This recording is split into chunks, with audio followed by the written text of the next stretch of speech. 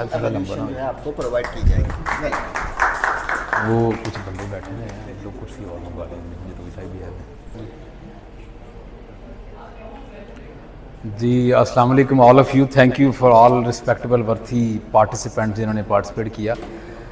रऊफ़ भाई ने जो बातें की हैं वो बड़ी मीनिंगफुल फिगर्स हैं जो मैं आपसे शेयर करना चाहता हूँ कि इस वक्त पाकिस्तान लास्ट सेंसस मरदमशुमारी हुई थी, उसके मुताबिक इस वक्त पाकिस्तान में डिप्रेसिव इलनेस के पेशेंट की तादाद 2.25 करोड़ के मुताबिक, और एंजाइटी के पेशेंट की तादाद भी तकरीबन इसी के ही अकॉर्डिंग है। इनमें फ़ीमेल पेशेंट ज़्यादा हैं जो विक्टिमाइज़ होती हैं, वो चाहे अर्बन एरियाज़ की हों या रूरल एरियाज़ की हों, शहरी इलाकों की हों या देही इलाकों की हों। उनमें आप ये नहीं देखते कि उनकी स्टडी लेवल कितना है या उनका तलीमी मेयार कितना है।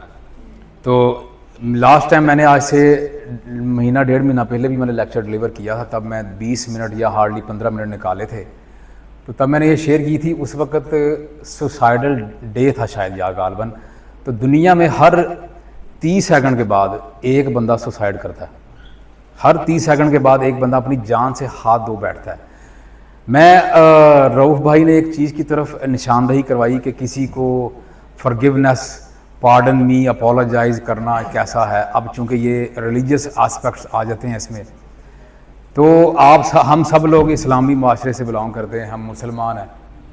तो जैसे हजूर पाक सल्लल्लाहु अलैहि वसल्लम के पास एक बुढ़िया आया करती थी, वो कूड़ा फेंकती थी, हजूर पाक सल्लल्लाहु अलैहि वसल्लम वही कूड़ा उठा के तो वही उसको वापस लौटा दिया करते थे। एक दिन 2 दिन नहीं आई वो, उसके घर चले गए, देखा कि वो बीमार है, उसके घर का कूड़ा साफ़ किया, झाड़ू दिया।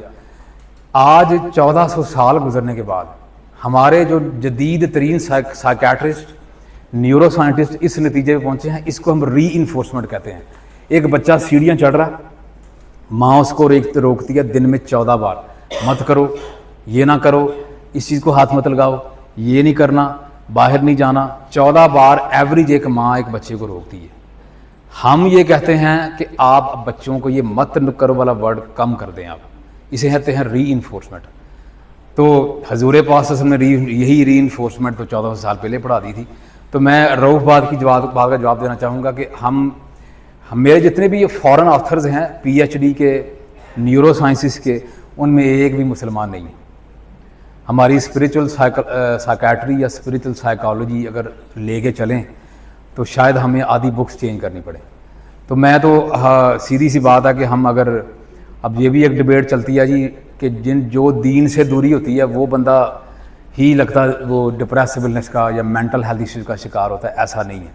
अब एक बंदा डेली 5 वक्त की नमाज़ पढ़ रहा है, उसका खुशो खुशी नहीं है, दिल ही नहीं करता, वज़ू करने को दिल नहीं करता, अब हम उसको यही कहे जाएंगे भैया आप दीन से दूरी है। वो तो 5 वक्त की नमाज़ पढ़ रहा है, वो कुरान पढ़ रहा है, वो तस्बीहात करता है, ज़िक्र वज़कार करता है, तो हम उसको मज़ीद गिल्ट दे रहे हैं। मेरे पास एक फर्स्ट सेशन है पेशेंट का, वो लड़का लड़की है और वो कहे जी मैं डिप्रेसिव इलनेस का शिकार हूँ, और मैं उसे पूछूँ जी आप नमाज़ पढ़ रही हैं? वो कह रही मैं पढ़ रही हूँ। तो मैं कहूँ जी कि आप तो दीन से दूर हैं। तो बजाय मैं उसको सलूशन देने के मैं इसको गिल्ट दे रहा हूँ, मैं उसको ये बता रहा हूँ कि आप गुनाहगार हैं। अच्छा जी, मैं वापस आऊँगा, पॉइंट मैंने थोड़ा सा एलेबोरेट किया उसको। इस वक्त मैं आपको कुछ मेंटल हेल्थ इश्यूज़ की कुछ मेजर बीमारियां हैं। जैसे हमारी एक होता है डिप्रेशन और एक होता है क्लिनिकल डिप्रेशन। अब मुझे फ़र्ज करो जी, मुझे कोई कहे जी कि आपके अकाउंट में इतनी अमाउंट ट्रांसफ़र होनी है 5 बजे, वो ट्रांसफ़र नहीं हो पाई, मैं सैड हो जाऊँगा। Feeling of sadness depression illness नहीं है।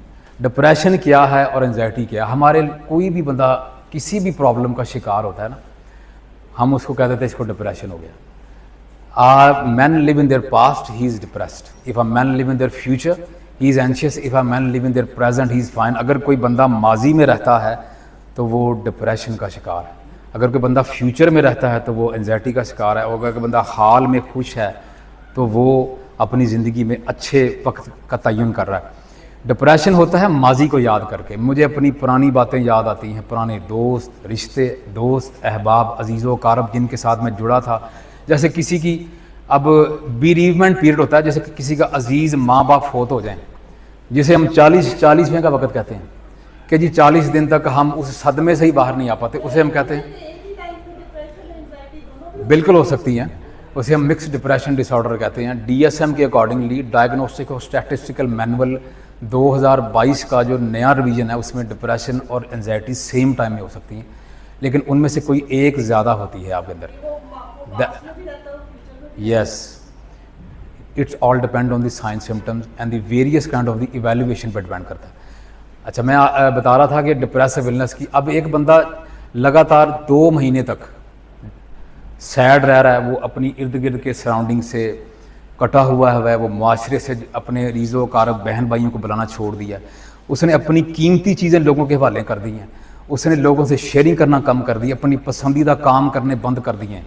एक लड़की दिन में 10 तस्वीरें लिया करती थी, वो शायद 1 से 2 लेती है। मैं आप लोगों की गुफ्तगू के ही मुताबिक आऊँगा। मैं एक बंदे को, एक लड़की को रेड कलर पसंद था, उसने रेड कलर को एक घर के कोने कोदर में छोड़ दिया। एक बंदे ने अपनी कीमती चीज़ों को सबके सामने हैंड ओवर कर दिया, और एक बंदे ने ख्वाहिशात करनी कम कर दी हैं। यह है डिप्रेशन, हर चीज़ में विड्रॉ करना। एंजाइटी एक टोटल डिफरेंट चीज़ है। एंजाइटी खौफ, डर, इज़्तिराब, बेचैनी का नाम है। आपकी हार्ट रेट तेज़ होती है, शॉर्टनेस ऑफ ब्रेथ होती है, पल्पिटेशन होती है, आप इनसिक्योर फील करते हैं, आपको ठंडे पसीने आते हैं, आपको IBS सिंड्रोम होता है, इरिटेबल बॉल सिंड्रोम होता है, जिसे कहते हैं खाना हजम ना होना, जिसे हम साइकोसोमैटिक पेशेंट भी कहते हैं। कि जैसे अक्सर लोग डॉक्टर के पास जाके, हमारा कि ये फिनोमेना भी है कि हमें यही नहीं पता कि हमने किस डॉक्टर के पास जाना है। प्रॉब्लम हमें साइकेट्रिक साइकोलॉजिकल होता है, और हम जनरल फिजिशियन के पास गए होते हैं, हम न्यूरो फिजिशियन न्यूरो सर्जन के पास, सर्जन का इससे कोई कंसर्न नहीं है, उसने सर्जरी करनी है आपके दिमाग की। तो हमें खाना हजम नहीं हो रहा, मुझे पल्पिटेशन है, डिस्पेप्सी है, मुझे खट्टे डकार आ रहे हैं, और मैं अपना मैदा स्टक फील हो रहा है। प्रॉब्लम, हम कहते हैं कि मैदा आपका दूसरा दिमाग है। आपका एक दिमाग डिस्टर्ब है तो आपका दूसरा भी डिस्टर्ब है। जब आप डिप्रेस या एंजाइटी होती है, उस सूरज में आपका मैदा कार्बन डाइऑक्साइड ज़्यादा रिलीज़ करता है और ऑक्सीजन ज़्यादा इनटेक करता है। उस सूरत में आपको चाहिए कि आप डीप ब्रीथिंग करें।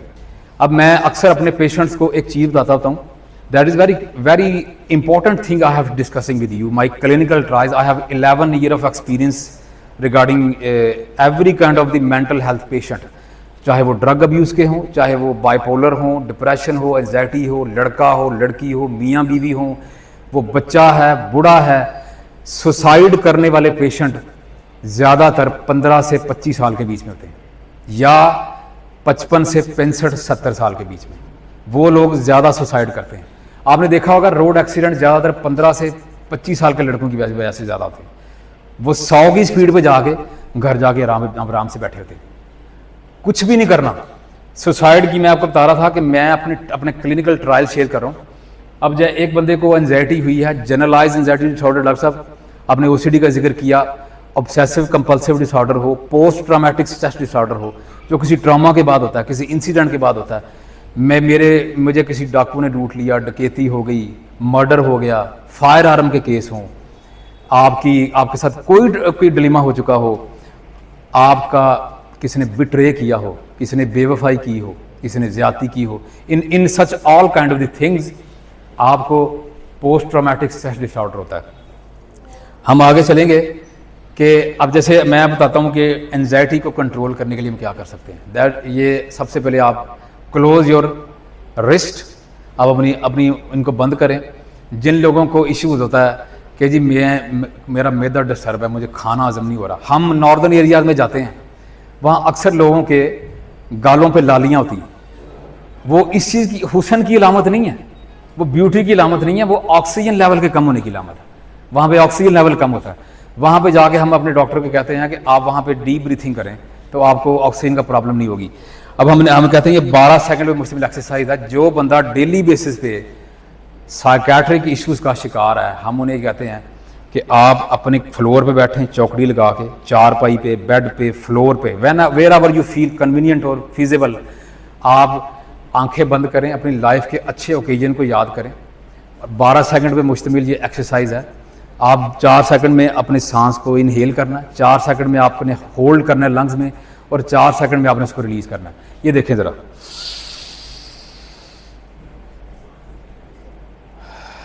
ये एक डीप ब्रीथिंग का टूल है। जब आप बायोलॉजिकल, आप देखें नफ्सियाती मरीज को रूल